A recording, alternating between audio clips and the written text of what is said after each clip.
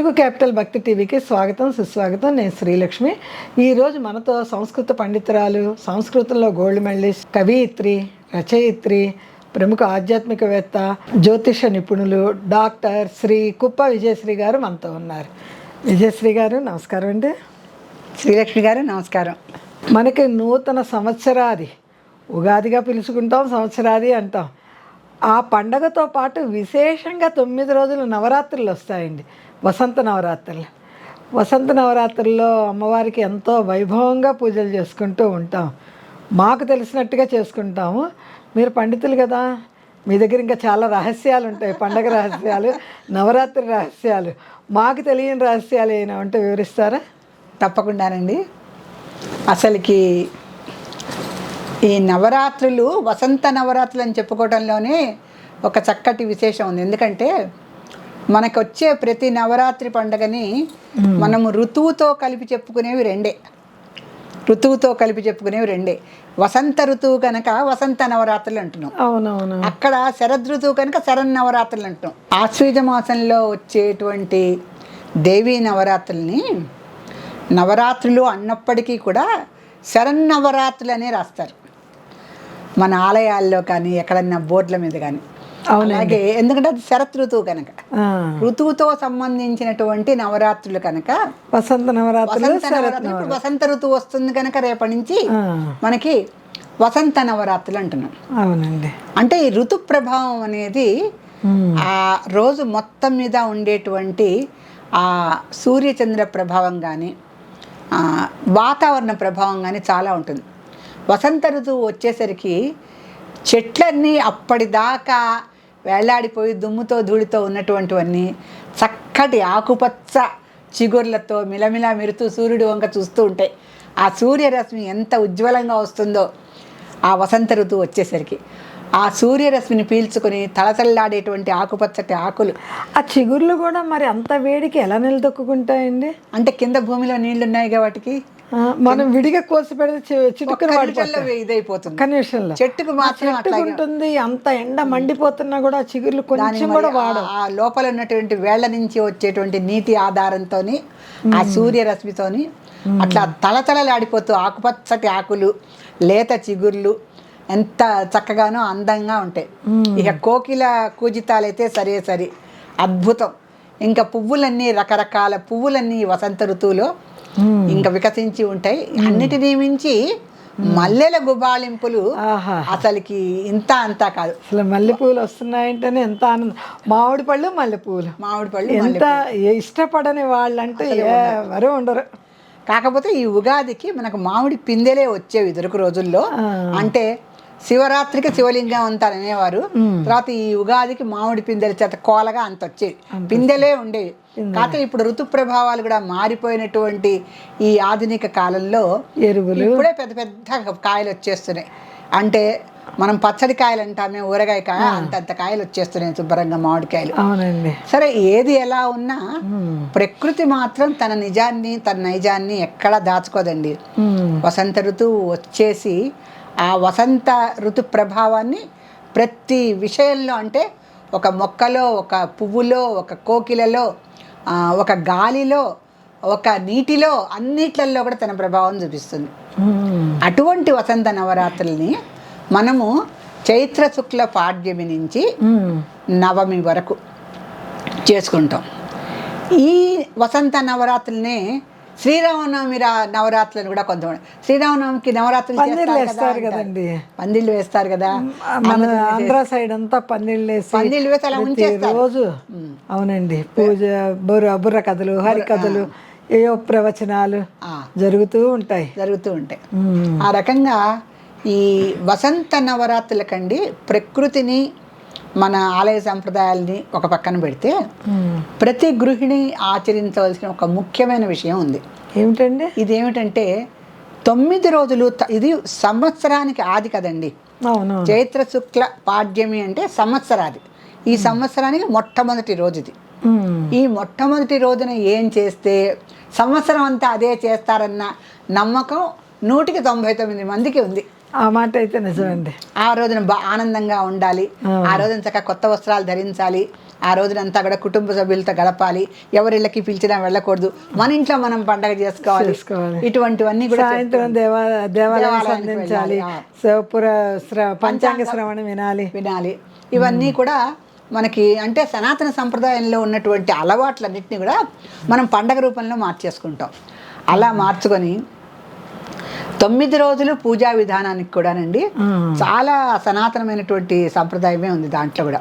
ఎందుకంటే వసంత ఋతువు వచ్చిన నవరాత్రులని సీతాదేవి చేసినటువంటి కథలు కూడా కొన్ని ఉన్నాయి. ఆవిడ ఆశ్వీజ మాసంలో వచ్చేటువంటి దేవీ నవరాత్రులు చేసింది. ఈ వసంత ఋతువులో ఆవిడ ప్రకృతి ప్రియురాలు కదండి సీతాదేవి, అందుకని ఆవిడ వసంత నవరాత్రులు చేసిన కథలు కూడా కొన్ని ఉన్నాయి. అయితే ఈ వసంత నవరాత్రులు పాడ్యమి నుంచి నవమి వరకు 9 రోజుల పాటు ఒక పద్ధతిగా చెయ్యాలి. ఏమిటి అంటే ఈ పద్ధతిలో 2 రకాలు ఉన్నాయండి. అంటే మీరు రహస్యాలు అన్నారే శ్రీలక్ష్మి గారు, ఆ రహస్యాలు ఏంటంటే మొదటి రహస్యము వీటిని గర్భ నవరాత్రులు అంటారట. గర్భ నవరాత్రులు మనము వసంత ఋతువులో వచ్చింది కదా వసంత నవరాత్రులు అంటాము, అదే శ్రీరామనవమి నవరాత్రులు అంటాము. కానీ గర్భ నవరాత్రులు ఏమిటి ఎలా వచ్చిందంటే ఎంత అద్భుతమైన విషయం అంటే ఇది శ్రీరాముడు ఆయన అవతార పురుషుడు, విష్ణులోకంలో ఉన్నటువంటి వ్యక్తి, ఒక సామాన్య అంటే ఒక మహారాణి కడుపులో మానవుడుగా అంటే స్త్రీగా జన్మించినటువంటి ఒక మహారాణి కడుపున ఆయన 9 నెలలు ఉన్నాడు. ఆ 9 నెలల చివరి కాలం 9 రోజులు ఈ చైత్రమాసంలో ఉన్నాడు. 9 రోజులు అంటే చైత్ర శుక్ల పాడ్యమి నుంచి నవమి వరకు ఆయన కౌసల్యాదేవి గర్భంలో ఉన్న చివరి 9 రోజులు. అంత మునుపంతా 8 నెలల చిల్లరంతా లోపలే ఉన్నాడు. కానీ శిశువు బయటికి రావటానికి 9 రోజులు ఉందనగా వసంత ఋతువు వచ్చేసింది. అందులో గర్భ నవరాత్రులు అంటారు. అందుకే అంటే మహానుభావులు వస్తున్నప్పుడు అండి గ్రహగతి మారినట్టుగానే ఋతు ప్రభావాలు కూడా మారిపోతాయి. మరి శ్రీరాముడు అందరి అందగాడు ఆదర్శ పురుషుడు భూలోకానికి వస్తున్నాడంటే మరి వసంత ఋతువు తయారయ్యి ఆయన్ని ఆహ్వానించద్దు. చక్కగా అందంగా తయారయ్యి ఆ ప్రకృతి ప్రియురాలైనటువంటి సీత స్వరూపంలో ఆ శ్రీరాముడిని స్వాగతించిందా అన్నంత చక్కగా ఆ వసంత ఋతువు తయారై ఉంటుంది. బాలరాముడు అంటే ఇష్టం లేని వాళ్ళు ఎవరంటారండి? బాలరాముడు అంటేనే అద్భుతంగా ఊహించుకుంటేనే అసలు రాముడు అంటే మన జాతీయ దేవుడు అండి. ఇప్పుడు కొంతమంది దేవుళ్ళని కొన్ని ప్రదేశాల్లోనే పూజిస్తారు, అందరూ చేరి. కానీ రాముడు అంటే మొత్తం మొన్న మా అయోధ్యలో ప్రతిష్టాపన అయినప్పుడు చూసాం కదా, జాతి మొత్తం యావత్తు కదిలి వచ్చింది ఆ రాముడి యొక్క విగ్రహ ప్రతిష్టాపనకి. ఒక ప్రదేశంలో అంటే ఉత్తరప్రదేశ్లో చేస్తే మధ్యప్రదేశ్లో చేరు, మధ్యప్రదేశ్లో ఆంధ్రప్రదేశ్లో చేరారు. భారతదేశం అంతా రామతత్వం నిండిపోయింది. చూడండి అటు సైడ్ రామచరితం చదువుతూ ఉంటారు, రామ మానస చరితం. అవును, చాలా ఇంపార్టెంట్గా చదువు తులసిదాస్ది. అవును. అయితే ఈ విషయాలన్నీ మనం ఆలోచిస్తే గర్భ నవరాత్రులు అనటంలో ఈ కౌసల్యాదేవి గర్భంలో ఉన్న చివరి 9 రోజులు ఒక విశేషమైతే, శ్రీరాముడు 9వ రోజు అంటే చైత్ర శుక్ల నవమి రోజున జన్మిస్తే ఉగాది రోజున వసంత నవరాత్రులు ఎందుకు చేసుకుంటున్నాము అంటే ఉగాది నుంచి మొదలుపెట్టి అమ్మవారు కూడా వాళ్ళే పుట్టింది. అమ్మవారు లలితాదేవి మన శ్రీమాత కూడా వాళ్ళే పుట్టింది. ఈ రహస్యం మాకు తెలియదండి. శ్రీరాముల వారు పుట్టారు, కళ్యాణం చేస్తారు, పందిళ్ళు వేస్తారు, కళ్యాణానికి వెళ్తాము, భద్రాచలంలో కళ్యాణం అమోఘంగా చెప్తూ ఉంటారు. ఇంతవరకే మాకు తెలుసు. కానీ మన లలితాదేవి ఆ రోజు పుట్టిందని మాకైతే తెలియదండి. చైత్ర శుక్ల నవమి రోజున శ్రీరాముడు అటు అంటే అమ్మవారు యాక్చువల్గా ఆవిర్భవించడం వేరు, మొదటి నుంచి సృష్టిలో ఆవిడ కలిసిపోయి ఉండటం వేరు. ఆవిడ పూర్వజ కదండి, సృష్టికి పూర్వమే ఉంది. కానీ ఒక లలితాదేవి రూపంలో ఆవిడ భూలోకానికి రావాల్సి వచ్చింది. ఎందుకని రక్త బీజుడిని, మహిషాసురుడిని, శుంభుల్ని వీళ్ళందరినీ సంహరించే ఉద్దేశంలో అంటే ఒక్కొక్క దేవత రూపంలో ఒక్కొక్క రాక్షసుని సంహరించేలా చేసింది. అలా సరస్వతీదేవి రూపం అవ్వచ్చు, కాళికాదేవి రూపం అవ్వచ్చు, దుర్గాదేవి రూపం అవ్వచ్చు. అలా రావటానికి ఆవిడ చైత్ర శుక్ల నవమి రోజున లలితాదేవిగా ఆవిర్భవించింది. ఆవిడ చిదగ్నికుండ సంభూత దేవకార్య సముద్రత. ఆమె అలా చిదగ్నికుండంలో పుట్టినరోజు ఆ రోజు నవమి అన్నమాట. ఆ రోజు చైత్ర శుక్ల నవమి. అందుకని మీరు రహస్యాలంటే నాకు ఇవన్నీ గుర్తొచ్చినాయి.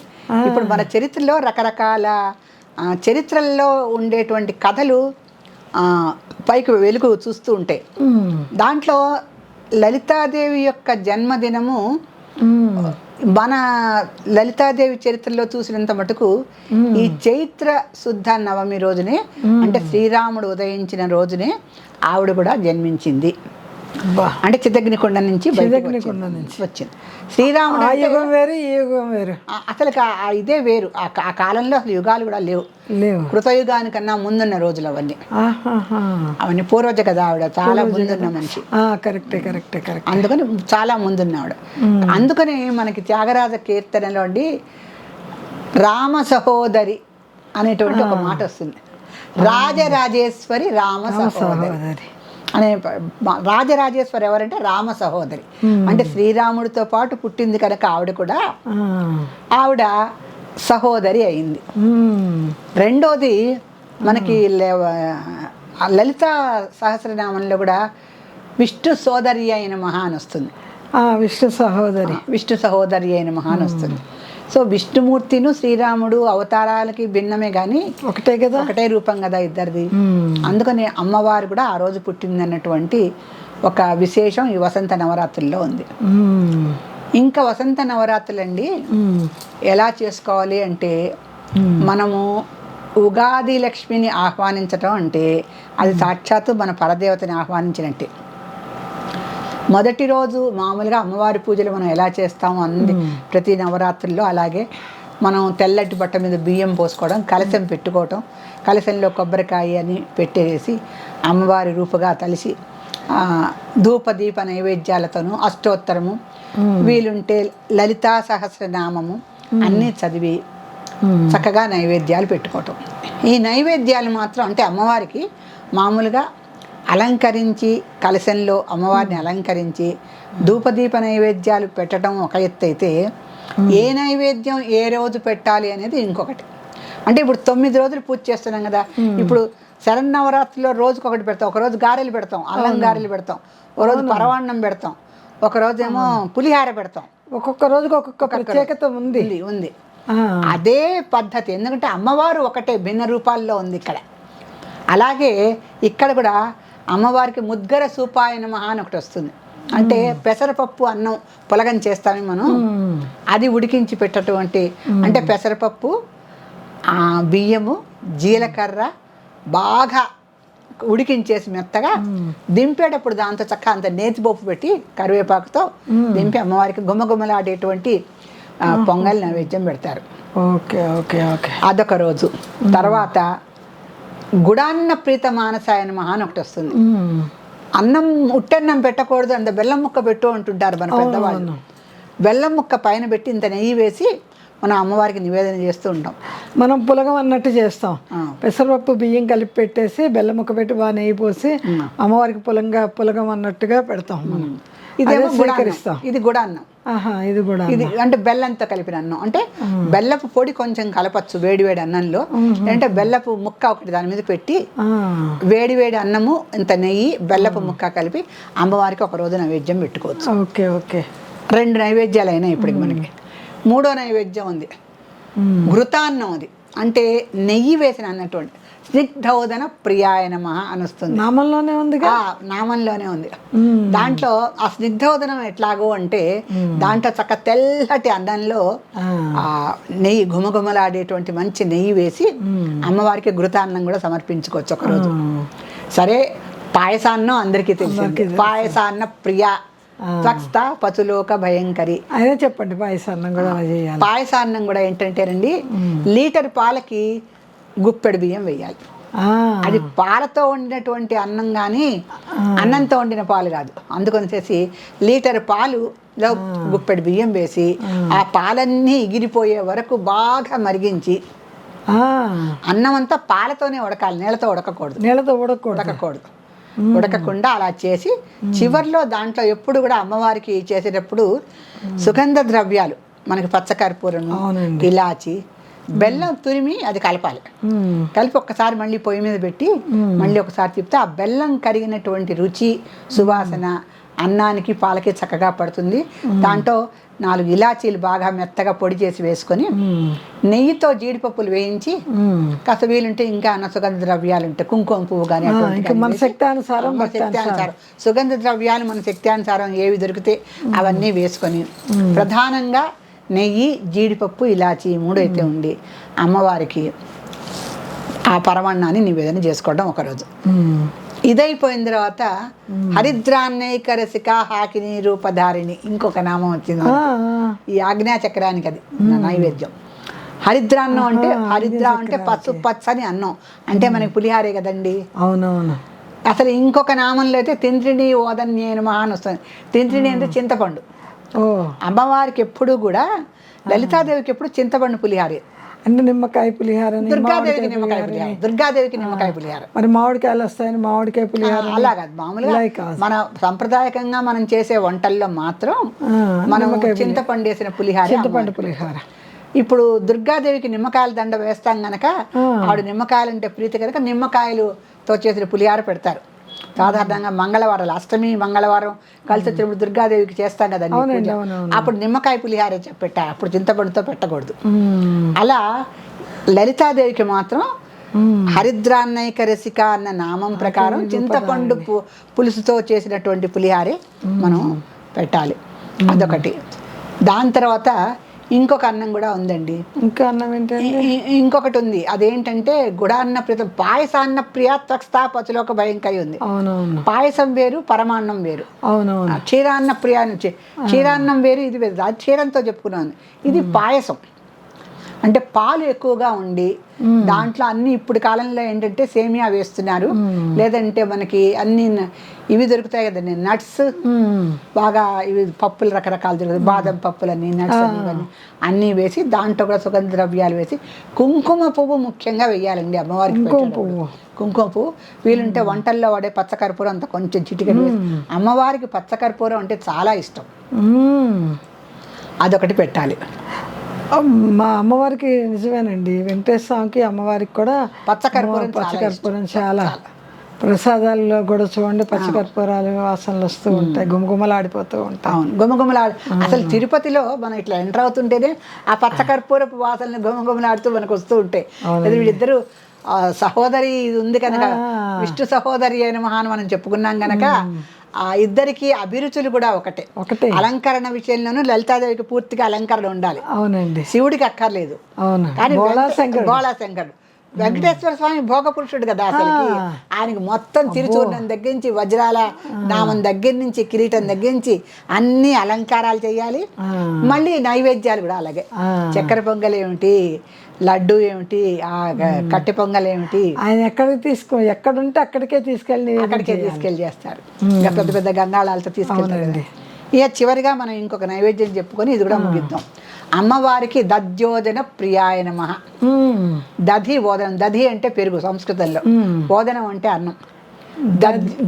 అందరూ దధ్యోజనం అంటారు, తప్పండి అది ఆ మాట. దధి ఓదనం, దధ్యోదనం. దధి అంటే పెరుగు, ఓదనం అంటే అన్నం. అది వాడుక భాషలాగా అయిపోయింది. దధ్యోజనం, దాకి దకారం ఇస్తారు, దద్దోజనం అంటారు. దద్దోజనం కాకుండా దధ్యోదనం. అది ఆ దద్దోజనం అమ్మవారికి చక్కగా అంటే పెరుగు తోడేసిన తర్వాత పైన మీగడ కడుతుంది కదండి, ఆ మీగడతోనే పెద్దవాళ్ళు పూర్వకాలం చూడండి ఆ మీగడంతా తీసి నైవేద్యం పెట్టేవారు ముందు. అంటే శ్రీకృష్ణుడికి కూడా మీగడంటే ఇష్టం కదా, ఆవిడ సహోదరే కదా ఈవిడ, ఆయన సహోదరే కనుక ఆ మీగడ తీసి పెట్టేవారు. మనం మంచి మీగడతో కూడినటువంటి పెరుగు తీసి చక్కగా చల్లారిన అన్నంలోనే ఎప్పుడు పెరుగు కలపాలండి. వేడన్నంలో కలిపితే కూడా శాస్త్రం ఒప్పుకోదు. చల్లారిన అన్నంలో చల్లగా ఉన్న పెరుగుని మీరన్నట్టు అమ్మవారికి దాడిమి కుసుమ ప్రియాయ నమః అమ్మవారు. అలాగే దాడిమి బీజరదనచ్చదాయ నమః. దానిమ్మ గింజల వంటి పలు వరుస కలిగింది కనుక ఆవిడ ఆ దానిమ్మ గింజలు కూడా కొన్ని పెరుగులో వేసి అమ్మవారికి ఒకరోజు అది కూడా నివేదనగా పెట్టుకోవచ్చు. సో 9 రోజులు ఇప్పుడు మనం చెప్పుకున్న నైవేద్యాలన్నీ 9 రకాలుగాను పెట్టుకొని రోజు నవరాత్రులు పూజ చేసుకోవచ్చు. పూజా విధానం మనం చెప్పాం ఎదురుకు బోల్డ్ సార్లు. ఇప్పుడు కూడా అదే పూజా విధానం ఇవాళ రేపు అందరికీ తెలుసు. విజయశ్రీ గారు, 9 రోజులు నవరాత్రులు, వసంత నవరాత్రులు చేస్తాం కదండి. పూజలో ఏ రోజైనా విశేషమైన మార్పులు ఉంటాయంటారా? అంటే చెప్పండి. మనం దేవీ నవరాత్రుల్లో రోజుకొక పూజ చేస్తాం.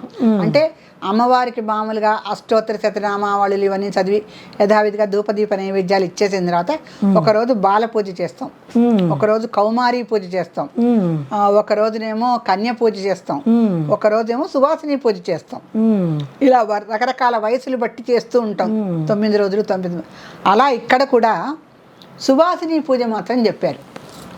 సువాసిని పూజ అంటే మొదటి రోజు నుంచి, అంటే వసంత నవరాత్రుల్లో మొట్టమొదటి రోజు ఏ స్త్రీ అయితే సువాసిని పూజ చేస్తుందో, అంటే ఒక స్త్రీని పిలిచి చక్కగా తలంటు పోసి, అంటే తలంటు పోసి అంటే ఈ రోజుల్లో వాళ్ళ ఇంటికి వచ్చి తలంటు పోసుకోవడం కుదరదు కనుక ముందుగానే నూనె, నలుగు పిండి అన్ని తీసుకొచ్చి ఇచ్చేస్తారు. వాళ్ళు చక్కగా తలంటు పోసుకొని మంచి కొత్త బట్టలు కట్టుకొని వీళ్ళ ఇంటికి వస్తే వాళ్ళకి పాద పూజ చేసి, అంగ పూజ కూడా చేసి, అంగపూజ కూడా అంగపూజ చేయాలండి. సువాసినికి ఎప్పుడు కూర్చోబెట్టి అంగపూజ చేయాలి. పాదాల దగ్గర నుంచి శిరస్సు వరకు, అంటే శిరస్సుతో మొదలు పెడతారు. అమ్మవారు చిత్తగ్నికుండ సంభూత కదా, ముందు తలతోనే పైకి వచ్చింది.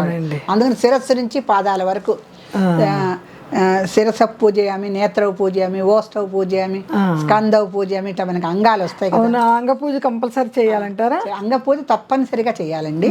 తర్వాత షోడశోపచారాలు కూడా చేయాలి. షోడశోపచారాలు మన ధూపదీప నైవేద్యాలన్నీ, అక్షతలు, పువ్వులు, పంచామృతాలు, అర్ఘ్యము, కలశం పెట్టుకోవడం ఇవన్నీ ఉంటాయి కదా. నైవేద్యం అంటే మొదటి ఆచమనం దగ్గర నుంచి చివరి నైవేద్యము క్షమాపణ వరకు షోడశోపచారాలు అన్నీ వస్తాయి. అంటే మనకు ఉంటుంది కదా, మన శక్తులలో ఇచ్ఛాశక్తి, జ్ఞానశక్తి, క్రియాశక్తి. అంటే మనకి మనస్సుతో ఒకసారి సరిగ్గా అమ్మవారి మీద కేంద్రీకరించకపోవచ్చు, ఒకసారి శక్తి సరిపోదు. అలాగే ఎలా చేసినా కూడా తత్సర్వం క్షమ్యతాం దేవి నారాయణి నమోస్తుతే అని చెప్పుకుంటాం. నిజమండి. ఈ షోడశోపచారాలన్నీ కూడా చేయాలి. ఎందుకని భక్తిహీనం, క్రియాహీనం, శక్తిహీనం ఇవన్నీ కూడా చెప్పుకుంటాం. క్షమించు తల్లి అని వీటితో పూజ చేసుకుంటాము. ఈ పూజ యథావిధిగా చేసుకున్నప్పటికీ కూడా మీరు విశేషమైన పూజ ఇంకోటి ఉందా అన్నారు కదా, ఇది మొట్టమొదటి రోజు నుంచి చివరి రోజు వరకు రోజు సువాసిని పూజ అయితే చేయాలి. ఇలా చేయటం వల్ల ఏంటంటే ఈ 9 రోజులు వసంత నవరాత్రులని ఆచరిస్తూ సువాసిని పూజ చేసిన స్త్రీలకి చాలా అద్భుతమైన జీవితం ఉంటుందండి. ప్రతిరోజు అంటారు, ప్రతిరోజు సువాసిని పూజ చేయాలి. అంటే శాస్త్రం ఎట్లా చెప్తుందంటే, కొత్త సంవత్సరాది వచ్చింది కదా మనకి, ఈసారి పరాభవం అంటే కూడా మనం చెప్పుకున్నాం. అవునండి, ఇది పరాభవం కాదు, విజయీభవ అని చెప్పుకున్నాం. విజయీభవ అని చెప్పుకున్నాం. అపర లలితాదేవిను భవుడు శివుడు కలిపి ఉన్నటువంటి సంవత్సరం కూడా మనం చెప్పుకున్నాం. చాలా మంచి. పరా అంటేనండి ఈ వాక్కు పరా పశ్యంతి మధ్యమా వైఖరి, నాభిస్థానం నుంచి మొదలయ్యేటువంటి ఒక వాయువుకి పరా అని పేరు. అలా పరా అన్నా కూడా మనం పరాభవం అని కలిపి తీసుకోకుండా పరాభవ విడివిడిగా తీసుకుంటే అమ్మవారి పరంగా వసంత నవరాత్రుల పరంగా మనకి బోల్డ్ అర్థాలు గోచరిస్తాయి. అందుకని మనము అమ్మవారిని చక్కగా వసంత నవరాత్రులతో పాటు సువాసిని పూజ కూడా కలిపి చేస్తే ఈ పరాభవ నామ సంవత్సరం అంతా కూడా స్త్రీలందరికీ కూడా చక్కటి సంతానం, చల్లని సంసారం అంటారే, ఈ రెండిటిని సాధించిన తర్వాతనే ఎవరైనా ఏదైనా మనశ్శాంతిగా బయటికి వెళ్ళి ఉద్యోగాలు చేసుకున్నా, ఊళ్ళు వెళ్ళినా, ఇల్లు చక్క పెట్టుకున్న తర్వాతే కదా మనశ్శాంతి ఉండాలి. ఇల్లాలి కదా, ఇల్లాలకి అన్ని రకాలుగా తోడ్పడితే అమ్మవారు వాళ్ళని ఆవిడ బలంతో బయటికి వెళ్ళి అన్ని చేసుకోగలుగుతాయి. ఆ రకంగా మన శ్రోతలందరికీ కూడా పరాభవ నామ ఉగాది శుభాకాంక్షలు చెబుతూ శ్రీమాత్రే నమః. మన సదాశివ కుటుంబ సభ్యులందరికీ ఉగాది శుభాకాంక్షలు అండి. అందరూ ఆనందంగా ఈ సంవత్సరం ఉండాలని కోరుకుంటున్నాం, మనస్ఫూర్తిగా కోరుకుంటున్నాం అండి. శ్రీమాత్రే నమః. విజయశ్రీ గారు, మన సదాశివ కుటుంబంలో ఈరోజు అమ్మవారు పుస్తక రూపంలో ఎవరింటికి వెళ్తుందో తెలియజేయండి. తప్పకుండానండి, లాటరీ తీద్దాం మనం.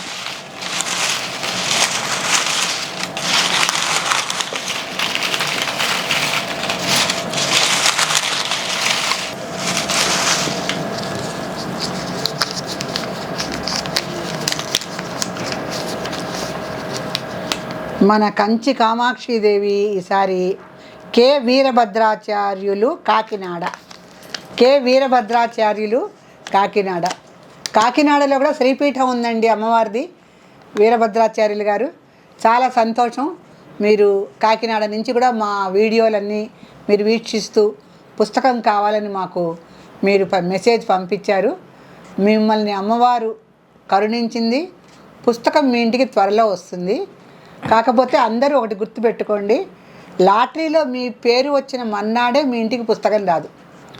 కొంత టైం పడుతుంది. ఎందుకంటే 10-15 పుస్తకాలు ఒక్కసారిగా మేము పోస్ట్ ఆఫీస్కి తీసుకెళ్ళి పోస్ట్ చేస్తాము. అది పోస్టల్ జర్నీ కూడా కొంత ఉంటుంది. దాని తర్వాత మీ ఇంటికి వస్తుంది. ఈ లోపల మీకు ఉపశమనం కలిగించడానికే నామాలు వివరణ ఫలితం కూడా నేను చెప్తున్నాను. ఇవి వింటూ మీరు అమ్మవారిని అర్థం చేసుకోవడానికి ప్రయత్నించండి. తర్వాత పుస్తకం మీ ఇంటికి తప్పకుండా నడిచి మరీ వస్తుంది. కొంచెం వేచి చూడండి. పుస్తకాల కోసం తొందరపడితే పోస్టల్ డిపార్ట్మెంట్ డిలేస్ చాలా ఉంటాయి. అన్ని పుస్తకాలు ఒక్కసారిగా మేము పోస్ట్ చేస్తాం కనుక పోస్ట్ చేసిన ఒక 4-5 రోజులకు అందరికీ వచ్చేస్తున్నాయని మాకు మెసేజెస్ పెడుతున్నారు. అంతవరకు కొంచెం మీరు వేచి ఉండండి. శ్రీమాత్రే నమః. వీరభద్రరావు గారు, మీకు త్వరలోనే తెలుగు క్యాపిటల్ భక్తి టీవీ వారు పుస్తకం మీకు అందిస్తారు. శ్రీమాత్రే నమః.